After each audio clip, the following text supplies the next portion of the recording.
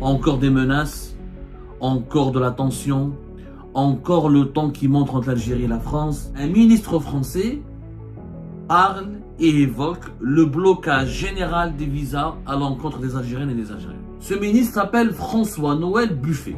Et ce ministre, il est particulier parce qu'il est ministre auprès du ministère de l'Intérieur. Voilà ce qu'il dit. On ne peut pas continuer de fonctionner comme ça.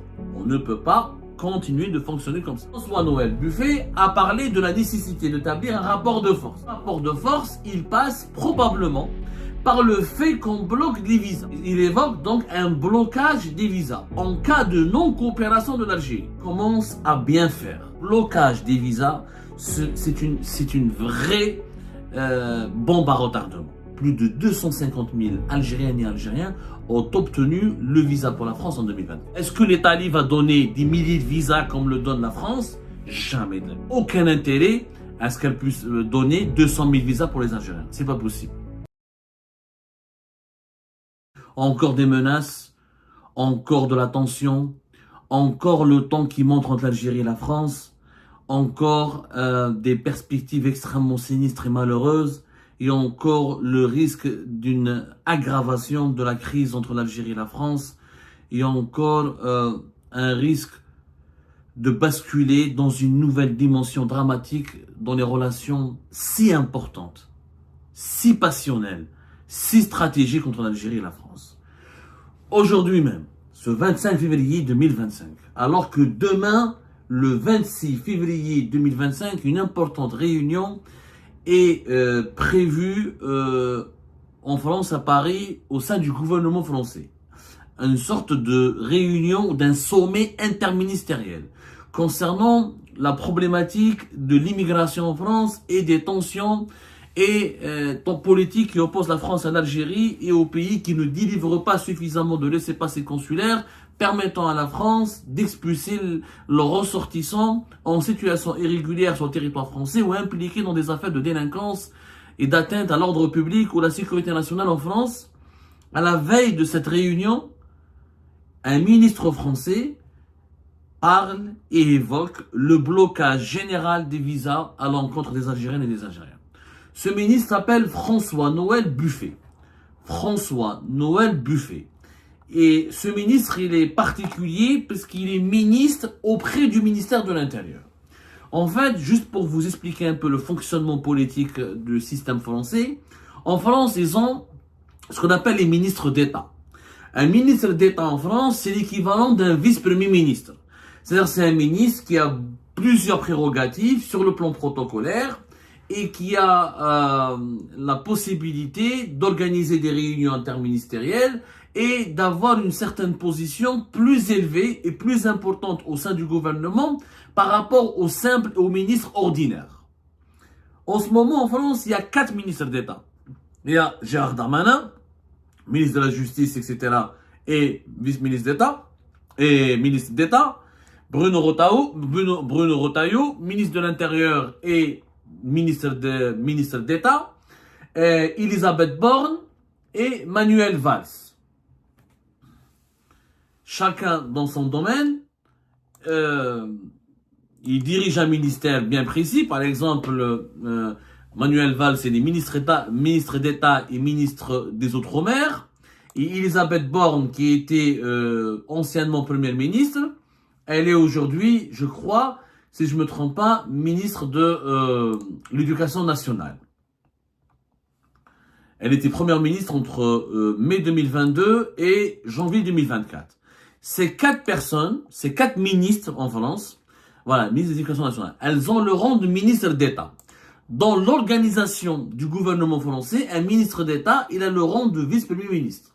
Il n'a pas les prérogatives du Premier ministre, il n'a pas les attributions du Premier ministre, mais il a plus de prérogatives et il jouit d'une ce qu'on appelle une prééminence protocolaire. C'est-à-dire il a un rang intermédiaire, plus élevé, plus prestigieux que celui de ministre, et juste au-dessous du Premier ministre. C'est pour ça qu'on les appelle des vice-premiers ministres. Donc, et chaque ministre d'État, il a auprès de lui un ministre, c'est-à-dire l'équivalent du ministre délégué. Et ce monsieur François-Noël Buffet est quelque part le ministre délégué et le bras droit de Bruno Retailleau au niveau du ministère de l'Intérieur. Voilà, pour être plus clair et plus précis. Alors, François-Noël Buffet, c'est pas un inconnu sur la scène politique française. Il était déjà ministre auprès du Premier ministre, c'est-à-dire il était déjà ministre délégué auprès du Premier ministre, collaborateur du Premier ministre. Ensuite, il est devenu collaborateur du ministre de l'Intérieur. Il était président de la commission des lois du Sénat en France entre 2020 et 2024. Et c'est là où il a fait ses classes. Et il était l'un des plus hauts responsables du Sénat français. Ce matin, ce 25 février 2025, sur le plateau de BFM TV, François-Noël Buffet, voilà ce qu'il dit. On ne peut pas continuer de fonctionner comme ça. On ne peut pas continuer de fonctionner comme ça. Ce sont ses déclarations. Quand il a abordé les relations compliquées entre l'Algérie et la France, et la crise diplomatique que traversent ces relations depuis plusieurs semaines, la même chose, comme Bruno Retailleau, comme son ministre, comme son supérieur hiérarchique, on va dire, François-Noël Buffet a parlé de la nécessité d'établir un rapport de force. Et selon lui, je le cite, ce rapport de force, il passe probablement par le fait qu'on bloque les visas. J'avais essayé par la loi immigration votée en janvier 2024 que l'on puisse mettre dans les textes le fait que l'on bloque les visas dès lors que l'on n'obtient pas de laissez-passer consulaire. Et il évoque donc un blocage des visas en cas de non-coopération de l'Algérie. Il a proposé tout simplement de bloquer, il le dit lui-même ce matin, on bloque les visas au cas de non-coopération avec l'Algérie. Bruno Retailleau et son collaborateur, donc François-Noël Buffet, ne cessent donc d'investir les plateaux de télévision françaises, pardonnez-moi, les médias français, pour muscler à chaque fois le discours à l'égard de l'Algérie. Ça commence à bien faire. Ça commence, je dirais, à devenir extrêmement malsain. Le climat entre les deux pays, le climat politique entre les deux pays est devenu clairement malsain. Ça commence à devenir encore pire que malsain. Ça commence à devenir encore pire que malsain. Ça commence à devenir toxique. Ça commence à devenir insupportable. Le blocage des visas, on en a parlé hier, parce que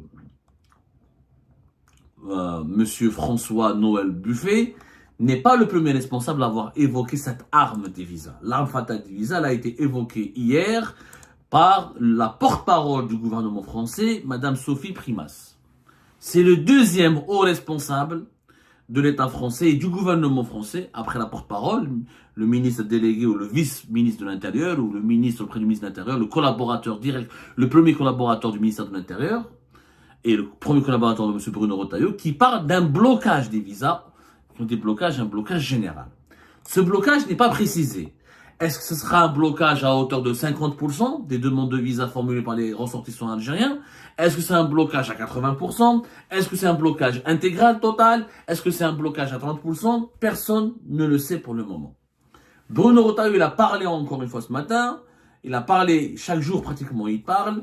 Et à chaque fois, il utilise les mêmes mots, la même terminologie, les mêmes menaces, le même vocabulaire à l'égard de l'Algérie. Il a encore dit sur la chaîne RMC, je parle de ce matin même, 25 février 2025, après déjà des interventions qui ont été accomplies le samedi dernier, il faut revoir nos relations avec l'Algérie calmement, sereinement, mais fermement. Calmement, sereinement, mais fermement. Là, Bruno Retailleau se contredit. Quand on est ferme, on n'est pas généralement calme. On peut être ferme et sans crier, sans être brutal, sans être violent. Mais généralement, quand on est ferme, on n'est pas calme et très peu serein. Mais bon, ça promet des jours extrêmement difficiles dans les relations algéro-françaises. Le blocage des visas, c'est une vraie bombe à retardement. Dont on ne mesure pas la gravité, même si elle pourrait être efficace, du côté français, elle va laisser des traces. Je l'ai dit hier, je l'ai expliqué calmement, le blocage des visas va toucher la population algérienne. La population algérienne, c'est l'Algérie, les Algériens et les Algériens sont les troisièmes gros demandeurs de visa Schengen pour la France.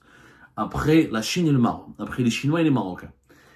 Les citoyens algériens, les citoyennes et les Algériennes et les Algériens qui demandent des visas Schengen pour la France ne sont pas des, comment dirais-je, des responsables politiques. Ils n'occupent pas un poste au plus haut sommet de l'État algérien. Ce ne sont pas des hauts responsables du gouvernement. Ce sont des citoyens lambda, des étudiants, des femmes et des hommes qui veulent rejoindre des parents ou à eux en France, des femmes qui se marient avec leur mari en France, des maris qui se marient avec leur femme en France. On l'a déjà expliqué, le premier motif des Algériens et des Algériens pour venir en France, c'est le motif familial, pour des liens familiaux, notamment pour les regroupements familiaux. Et les Algériens et les Algériens qui veulent venir travailler en France correctement, qui vivent paisiblement et qui sont souvent intégrés à la société française. Cette mesure, elle va faire du mal aux dirigeants algériens, parce que les dirigeants algériens ont aussi des parents, ils ont des liens personnels, ils ont de la famille, ils ont leur propre déplacement aussi en France. Elle va les toucher, elle va les ébranler. Mais elle fera beaucoup plus du mal à la population algérienne.